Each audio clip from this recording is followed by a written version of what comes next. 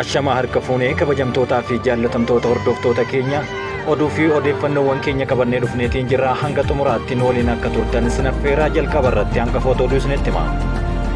Jimmatti namichi ogeessa fayyaa of fakkeessuun yakka raawwate hidhaan adabame. Magaalaa Jimmaatti namichi ogeessa fayyaa of fakkeessuun yakka raawwate hidhaan adabamuu poolisiin beeksiseera. Obbo Bulchaa Dammaqsaa du'aan addunyaa kanarraa boqotan. Gameessa siyaasaa fi qabsaa'aa akkasumas hayyuu dinagdee kan turan Obbo Bulchaa Dammaqsaan umrii isaanii 94tti du'aan addunyaa kanarraa boqochuun himame. Pireezidaantii Shimallis terminaala buufata xiyyaaraa maqaa Jeneraal Waaqoo Guutuun moggaafame eebbisan. Eebbifamuu terminaalichaa ilaalchisee pireezidaantii Shimallis haasaa taasisaniiru. Magaalichatti saaxilamummaa kirkira lafaan wal qabatee koreen ogeeyyii hundaa'uun himame. Magaalaa Finfinneetti carraa saaxilamummaa kirkira lafaa gara fuulduraa mudachuu malu hubannoo keessa galchuun qorannoo of eeggannoo duraa geggeessuuf koreen ogeeyyii hundaa'eera. Itiyoophiyaan bara 2024 sababa uggura intarneetiin doolaara miiliyoona 211 ol dhabuun himame. Itiyoophiyaan bara 2024tti intarneetii cufuu fi uggura miidiyaa hawaasaa mootummaan kaa'een dinagdee doolaara miiliyoona 211 tuqaa lamarra gahuun marsariitiin taateewwan uggura intarneetii biyyoota addunyaa gamaggamu Top 10 VPN gabaaseera. Baayiden meeshaa waraanaa doolaara biiliyoona 8 baasuu Israa'eliif gurguruuf jedhame. Ministeerri Haajaa Alaa Ameerikaa biyyattiin karoora meeshaa waraanaa biiliyoona 8 Israa'elitti gurguruuf akka qabdu koongirensii beeksisuu qondaalli Ameerikaa tokko himan. Yukureen Kursik keessatti haleellaa haaraa Raashaa irratti raawwachaa jiraachuun himame. Yukureen naannoo Kursik jedhamu keessatti haleellaa ol'aanaa Raashaa irratti raawwachuu ishee ministeerri ittisaa Raashaa himeera. Kabajamtootaa fi jaallatamtoota hordoftoota keenyaa kunniin hangafoota oduutii gara bal'inatti isin dabarsa. Jimmaatti namichi ogeessa fayyaa of fakkeessuun yakka raawwate hidhamuun adabame. Jimmatti namichi ogeessa fayyaa of fakkeessuun yakka raawwate hidhaan adabamuu poolisiin Jimmaa beeksise. Namichi tokko huccuu dambii mana hojii hospitaalaa gaa'onii adii uffachuun maaskii kaawwatee hospitaala yuunivarsiitii Jimmaa seenuudhaan namoota firoottan isaanii yaalicha irra turanitti dhihaachuun gowwoomsuun qabeenya jalaa saamaa tureera. Boodas irra gahamee namni murtitti dhihaachuun hidhaan adabamuusaa qajeelcha poolisii magaalaa Jimmaatti itti gaafatamaan koominikeeshinii itti aanaa koomaandar Gazzaany Awugiyyoo himaniiru. Gochaan hannaa namni kun raawwates kan guyyaa tokko qofa osoo hin taane guyyaa jalqabaa ogeessa fayyaa fakkaachuun bilbila harkaa miidhamaa tokko irraa hateen booda naannichaa baqachuun himame. Ogeessa yaala fayyaa hospitaala Jimmaatti fakkaachuudhaan dubartii dhukkubsachaa yaalchisaa jirtu meeshaa biti jechuudhaan gara alaatti erguudhaan miidhamtuun kunis dhuguma seetii ajaja isaa fudhachuudhaan qabeenya ishee achumatti dhiistee meeshicha bichuuf akka baates poolisiin himeera. Yeroo isheen kutaa kana keessaa baatee deemtetti ammoo himatamaan kunis moobaayilaa chaarjii irraa fudhachuudhaan meeshaa biraatis jalaa fudhatee akka jedhe koomaandar himaniiru. Yeroo garagaraatti eeruun hawaasa biraa akka isaan qaqqabu kan himan itti gaafatamaan kun hospitaalichi guddaa waan ta'eef gochoonni gowwoomfamuu fi waliin dhahuu raawwatamaa akka tures himaniiru. Yakki gowwoomsaa fi hannaa namni kun raawwate jedhamee ittiin himatames balleessaa ta'uu isaa mirkanaa'uun dhaddacha akka lakkoofsa Itiyoophiyaa muddee 22 bara 2017 ooleen manni murtii waliigalaa Jimmaa hidhaa waggaa 2 fi baatii 4tiin akka adabu murteessuun himameera. Namoonni gocha gowwoomsuu irratti bobba'an yeroodhaa gara yerootti tooftaalee adda addaa jijjiiruudhaan kan fayyadaman yommuu ta'u, hawaasni kanarraa of baraaruu akka qabus dhaamameera. Kanaan duras dubartiin namoota 3 gowwoomsuun badhaadhina hin malle argachuudhaan himatamte tokko hidhaan adabamuu waajjirri abbaa alangaa magaalaa Jimmaa beeksisee turuun ni yaadatama. Miidhamtuun tokkoffaan hojjetaa yuunivarsiitii Jimmaa yoo taatu isheenis mucaa kee yuunivarsiitii Magdalaatii gara yuunivarsiitii Jimmaatti siif jijjiirsa jechuun qarshii 5,000 irraa fudhachuun kan gabaafamedha. Dubartiin kun haaluma wal fakkaatuun miidhamaa biraatiin akka caalbaasii mo'atuuf sin taasisa jechuun qarshii 120 erga irraa fudhattee fi nama sadaffaa gama biraatiin ammoo gatii gadi aanaadhaan sukkaara siif fida jechuun qarshii 20 fudhachuudhaan himatamuun hidhaa waggaa 3 fi ji'a 6 adabamuun kanaan dura gabaafamee ture. Obbo Bulchaa Dammaqsaan du'aan addunyaa kanarraa boqochuun dhagahame. Gameessa siyaasaa fi qabsaa'aa akkasumas hayyuu dinagdee kan turan Obbo Bulchaa Dammaqsaan umrii isaanii waggaa 94tti du'aan addunyaa kanarraa boqotan. Obbo Bulchaan bara Hayila Sillaasee irraa kaasee siyaasa Itiyoophiyaa keessatti hirmaannaa taasisaa kan turan yommuu ta'u, waggoota 20 duraa paartii sochii dimokiraatawaa federaalaa Oromoo OFDM kan jedhamu hundeessuun beekamu. Gama dinagdeetiin waggaa 30 dura bara 1994tti baankii dhuunfaa yeroo ammaa kanatti biyyattii keessatti milkaa'ina qabu baankii Awaash hundeessuun boodarras hojii geggeessaa baankii baankichaa ta'uun tajaajilaa turaniiru. Kana malees miseensa boordii baankii addunyaa akkasumas dhaabbata mootummoota gamtoomanii UN keessatti ogeessa diinagdee ta'uun tajaajilaa turuun ni beekama. Haala siyaasaa biyyattii ilaalchisee yaada yeroo garaagaraa paarlaamaa fi waltajjiiwwan garaagaraa irratti ibsaniin alattis kitaabota barreessuun seenaa beekamaa akkasumas dhaloota dhufuuf kan dabarsan ta'uun himameera. Ministeerri muummee Dr. Abiy Ahmad ergaa fuula miidiyaa hawaasaa isaanii irratti dabarsaniin waan danda'an hundaan biyya isaaniitiif Afrikaaf tajaajila ejjennoo isaaniitiin cimaa uummattoota walitti dhiheessuuf hojjechaa turuu isaanii galateeffataniiru. Magaalichatti saaxilamummaa kirkira lafaan wal qabatee koreewwan ogeeyyii hundaa'uun himame. Magaalaa Finfinneetti carraa saaxilamummaa kirkira lafaa gara fuula duraa mudachuu malu hubannoo keessa galchuun qorannoo fi of eeggannoo duraa geggeessuuf koreen hundaa'uun himameera. Kantiibaa magaalaa Finfinnee aadde Adaanech Abeebeen hayyoota Yuunivarsiitii Finfinnee Ji'oofiiziksii dhaabbata saayinsii hawaa fi astiroonomii akkasumas ji'ooloojikaal sarvee waliin marii geggeessaniiru. Kirkiraa fi hollannaa lafaa kutaalee biyyattii garaagaraatti mudachaa jiru ilaalchisee marii geggeessuu aadde Adaanech Abeebee ibsaniiru. Kirkira lafaa yeroo ammaa kana naannoo Affaaritti irra deddeebiin mudachaa jiruun hollannaan isaa magaalaa Finfinneetti mul'achaa jiraachuu qorannoon kun kan agarsiisu yommuu ta'u, hayyoonnis kanarratti marii guddaa geggeessaniiru. Wayita hollannaan kun mudatee rifaatuu fi jeequmsaa malee gorsa ogeeyyii irraa kennamu hordofuun murteessaa akka ta'u hubachiisaniiru. Finfinneen gara fuula duraa carraa saaxilamummaa qabaachuu isheen qorannoo fi of eeggannoo duraa barbaachisu taasisuuf qophii barbaachisuu gochaa jiraachuu ogeeyyiin kunneen himaniiru. Birmadummaa diinagdee mirkaneessuuf galma keenya isa guddaadha jechuun dubbatame. Birmadummaa diinagdee mirkaneessuun galma keenya isa guddaadha kan jedhan kantiibaa bulchiinsa magaalaa Finfinnee aadde Adaanech Abeebee. Aadde Adaanech Abeebee kana kan dubbatan wayita sirna ceesisuu bakka bu'oota maatii fayyadamtoota pirojektii wabii nyaataa marsaa lammaffaaf 31,000 geggeeffametti.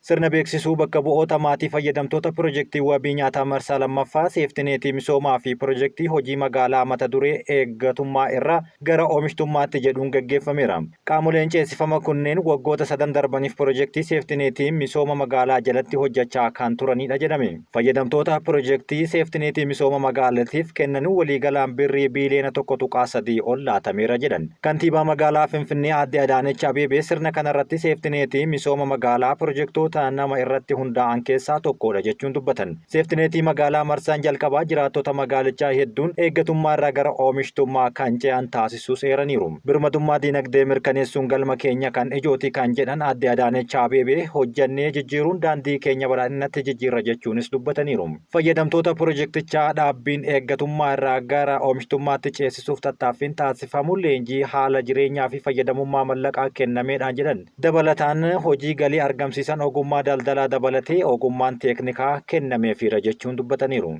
Itiyoophiyaan bara 2024 sababa uggura intarneetiin doolaara miiliyoona 211 ol dhabde. Itiyoophiyaan bara 2024tti intarneetii cufuu fi uggura miidiyaa hawaasaa mootummaan kaa'een kasaaraa dinagdee doolaara miiliyoona 211 irra gahuu marsariitiin taateewwan uggura intarneetii biyyoota addunyaa gamaggamu Top 10 VPN beeksiseera. Gabaasni marsariitiin kun baasee akka ibsutti Itiyoophiyaa keessatti bara 2024 intarneetiin sa'aatii 4,680 kan cufame yommuu ta'u, kanaanis fayyadamtoonni intarneetii miiliyoona 3.3 ol miidhamaniiru jechuun dubbate. Itiyoophiyaan dhiibbaa uggura intarneetii kun geessiseen biyyoota addunyaa irraa sadarkaa 8ffaa, Afrikaa irraa ammoo sadarkaa 2ffaa ta'uu ishee gabaasichi eereera. Sadarkaa idil addunyaatti biyyoonni 28 sababa uggura intarneetiin fi miidiyaalee hawaasaa akka X, Feesbuukii, Tiiktaakii fi kanneen birootiin miidhaman yommuu ta'u waliigalaan doolaara Ameerikaa biiliyoona 7.69 dhabaniiru. Kannaanis wal qabatee lammiileen miiliyoona 600 fi 48 ol sababa intarneetii kanaaf miidhaman jechuun gabaaseera. Paakistaan bara 2024tti kasaaraa mallaqaa ol aanaa doolaara Ameerikaa biiliyoona 1.62 akka mudate gabaasni kun ni mul'isa. Isheetti aanuun Maayinaamaar doolaara biiliyoona 1.58 fi Suudaan doolaara biiliyoona 1.12 dhabaniiru. Gabaasni Top 10 VPN kun dabalataan akka ibsutti biyyoota Afrikaa Saharaa gadii jiran keessatti uggurri intarneetii sa'aatii 32,938 tureen kasaaraa dinagdee waliigalaa doolaara biiliyoona 1.56 kan geessise yommuu ta'u fayyadamtoota intarneetii miiliyoona 111.2 irra dhiibbaa uumeera jedhan. Kunis naannichatti Eeshiyaa kasaaraa doolaara biiliyoona 4.6 hordofuun akka addunyaatti sadarkaa lammaffaa irratti kan argamudha. Gabaasichi sababoota addaan cituu intarneetiin kan qorannoon adda baase yommuu ibsu inni ijoon waraanaa fi walitti bu'iinsa yommuu ta'u sababoonni kanneen biroo mormii fi hokkora siyaasaa to'achuuf kan taasifamu ta'uun ibsame. Kasaaraan diinagdee Itoophiyaa irra gahe kan bara darbee wal bira qabamee yommuu ilaalamu barana fooyyee qaba jechuun Toophiten VPN gabaasa wal fakkaatuun kaaheera. Dhaabbatichi gabaasa wal fakkaataa waggaa tokko dura maxxanseen sababa cufamuu intarneetii Itoophiyaatiin bara 2023 keessatti doolaara Ameerikaa biiliyoona 1.9 akka dhabde beeksisuun ni yaadatama. Mootummaan jijjiirama rakkoolee bu'uuraalee misoomaa jiran hiikuun dilbii naannichaa gara fayyadamummaatti jijjiiruuf xiyyeeffannoo ol'aanaan socho'aa jiraachuun dubbatame. Mootummaan jijjiirama rakkoolee bu'uuraalee misoomaa jiran hiikuun dilbii naannichaa gara fayyadamummaatti jijjiiruuf xiyyeeffannoon ol'aanaan socho'aa jiraachuu pirezidaantiin mootummaa naannoo Oromiyaa obbo Shimallis Abdiisaa dubbatan. Pirezidaanti Shimallis terminaala buufata xiyyaaraa Jeneraal Waaqoo Guutuutiin moggaafame eebbisaniiru. Eebbifamuu terminaalichaa ilaalchisee Shimallis Abdiisaa ergaa isaanii dabarsaniin guyyaa har'aa sagantaa eebba terminaala buufata xiyyaaraa Waaqoo Guutuu maqaa qabsaa'aa Oromoo Jeneraal Waaqoo Guutuutiin moggaafame irratti argamuu keenyas gammanneerra jedhan. Terminaalli ammayyaa'aan kun xumuramee hojii jalqabuu isaatti uummanni godina Baalee, hawaasni Qaxanichaa akkasumas uummanni Oromoo marti baga gammaddan jedhan. Godinaalee Oromiyaa kallattii kanaan jiran dilbii misoomaa hedduu kan eebbifaman naannichatti gama qonnaa, turizimii fi albuudaatiin lafa carraa bal'aa qabdu yommuu ta'u koriidarii jalqabaa diinagdee al ergii fi galchees ta'uu kan dandeettu jedhan. Haa ta'uutii rakkoo hidhamiinsa daandii qilleensaa fi lafaa akkasumas gaafii yeroo dheeraa tureen rakkoon garaagaraa osoo hin furamin hafuu himaniiru. Bu'uuruma kanaan qabeenyi dilbii ol aanaa naannichaa gabaa faayinaansii fi beekumsa giddugaleessaa fi biyya alaatti walitti hidhuun fayyadamummaa uummanni keenya gama hundaan argachuu qabu mirkaneessuuf socho'aa jirra jedhan. Yeroo dhufuttis gareewwan daandii qilleensa Itoophiyaa waliin ta'uun buufataalee xiyyaaraa Mattuu, Yaabelloo fi Nageellee Booranaa adeemsa ijaarsaa irra jiran yeroo gabaabaa keessatti kan xumuran ta'uu abdii guutuun qaba jechuun dubbataniiru. Kabajamtootaa fi jaalatamtoota keenya gara oduu biyya alaatti isin dabarsina. Baayiden meeshaa waraanaa doolaara biiliyoona 8 baasuu Israa'eliif gurguruuf jedhame. Ministeerri haajaa alaa Ameerikaa biyyattiin karoora meeshaa waraanaa biiliyoona 8 Israa'elitti gurguruuf akka qabdu koongirensii beeksisuu qondaalli Ameerikaa himan. Meeshaa waraanaa misaayilii, boombii fi kanneen Israa'elitti ergamuuf jiru kun koree mana maree fi seeneetiidhaan raggaasifamuun himameera. Tarkaanfii Baayiden waajjira gadhiisuuf yeroon torbee lama isa hafuu kun murteessuun dhagahame. Gaazaa keessatti sababa namoota nagahaa ajjeefamaniif jecha Israa'el meeshaa waraanaan deeggaramuu akka dhaabdu waamicha taasifamuu Washington hin fudhanne jedhama. Hagayya darbee Ameerikaan gurgurtaa jeettii loltuu doolaara biiliyoona 20 fi meeshaalee waraanaa biroo Israa'elitti gurguruuf mirkaneessuun ishee ni yaadatama. Gurgurtaan meeshaalee waraanaa miilanaa, misaayiloota qilleensarraa haleellaa fi kan dhaabbataa jiran jechuun qondaalli Ameerikaa tokko himaniiru. Qondaalli kun gurgurtaa kana dhihootti hordofan pirezidaantichi seera namoomaa fi idil addunyaa osoo hin cabsin Israa'el mirga lammiilee ofii eeguu qabdi. Kana malees weerara Iraanii fi biyyoota kaan irraa dhufuuf malu ofirraa ittisuu qabdi jechuun kana gargaaraniiru jechuun dubbatan. Humna Israa'eliif eegduu barbaachisu hunda kennina jechuun kan dubbatan yommuu ta'u, Baayiden deeggarsa Ameerikaan Israa'eliif qabdu waan hin cabne jechuunis dubbataniiru. Ameerikaan Israa'eliif meeshaa waraanaa dhiheessuun biyya jalqabaa irra jirtu yommuu taatu, kanaanis biyyattii waraana teekinooloojii ammayyaa walxaxaa addunyaa kanaa qabdi jechuun gabaafama. Dhaabbii qorannoo nagahaa Siwiidiin akka agarsiisutti meeshaa waraanaa bara 2019 hanga 2023 Israa'el biyyattii galchite keessa harki 69 kan Ameerikaati jechuun gabaafameera. Caamsaa bara 2024 Israa'el magaalaa Gaazaa ijoo Raafaa keessatti haleellaa lafoo jalqabuuf jedhamnaan Ameerikaan meeshaa waraanaa erguun adda kutte jechuun yaadachiisaniiru. Haa ta'u malee Baayiden battalumaan warra Rippaabilikaan irraa mormiin isaa mudate dabaluun Netanyaahuu dhoorkaa meeshaa waraanaa ittiin jedhan sanaan booda Baayiden dhoorkaa kaa'ame hanga murtaa'e kaasuun ergasiis doolaara kanaan deeggaruu jalqabeera. Pirezidaanti Baayiden leegaasiin isaanii akka hin badneef yaalii taasisuun tarkaanfiiwwan Baayiden waajjira gadhiisuun dura fudhachaa jiranidha jechuun dubbatama. Kana malees bara 2025 ammajjii 20tti Waayit Haawus kan gadhiisan gurgurtaa meeshaa waraanaa isa dhumaa ta'uu mala jedhameera. Pirezidaantiin filataman Doonaald Tiraamp waraana biyyoota alaa akka dhaabuu fi hirmaannaa Ameerikaa akka hir'isu yeroo duula na filadhaa geggeessaa turuun ni yaadatama. Tiraamp deeggarsa Israa'el amanamaa akka ta'e himus ta'us Israa'el oopereeshinii Gaazaa keessatti geggeessitu akka xumurtu himee ture. Israa'el Hamaas balleessuudhaaf duula kan bante yommuu ta'u, kunis deebii haleellaa Hamaas onkololeessa 7 bara 2023 kibba Israa'elitti raawwatameen booda kan ta'e himanii, kanaanis namoonni 1,200 yoo ajjeefaman 251 kan tahan ammoo butamu kan yaadatamudha. Ergasiis Gaazaa keessatti namootni 45,000 fi 580 ol ajjeefamuun himameera.